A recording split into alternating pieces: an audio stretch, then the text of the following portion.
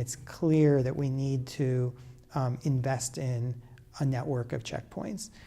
The longer-term goal is to have approximately 18 checkpoints spread throughout the Nineveh Plain. We need to develop them, and we need to build them.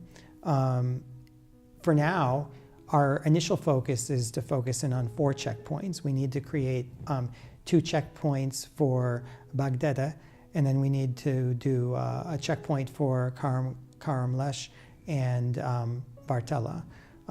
So that's our initial focus, is to develop those 4 checkpoints.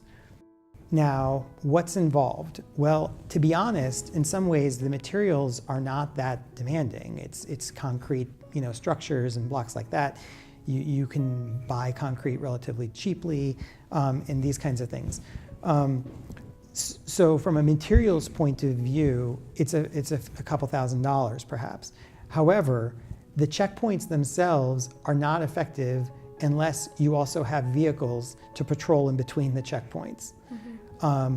So ideally, we would have at least one vehicle, and SUV type vehicle, one vehicle to essentially go between the checkpoints.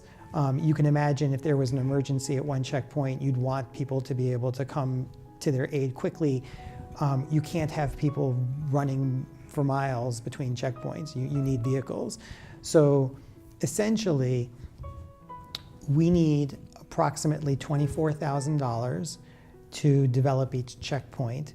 That's a couple $1,000s for materials, and then it's about $22,000 to buy a used SUV. It'd be a little bit more with new vehicles. We hope that we'll be able to purchase used effectively. Each checkpoint then costs about $24,000.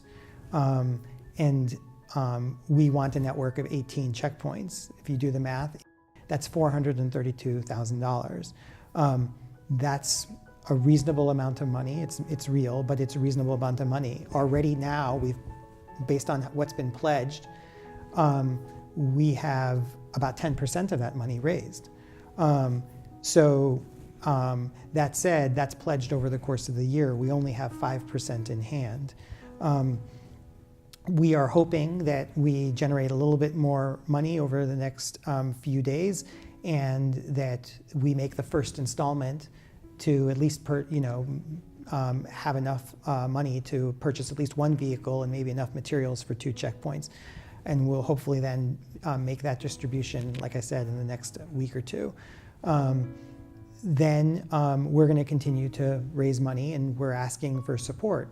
As you can imagine, if we don't have this network of checkpoints, then we won't have the effective safety and security that our people are really going to need to feel comfortable to move back into their villages.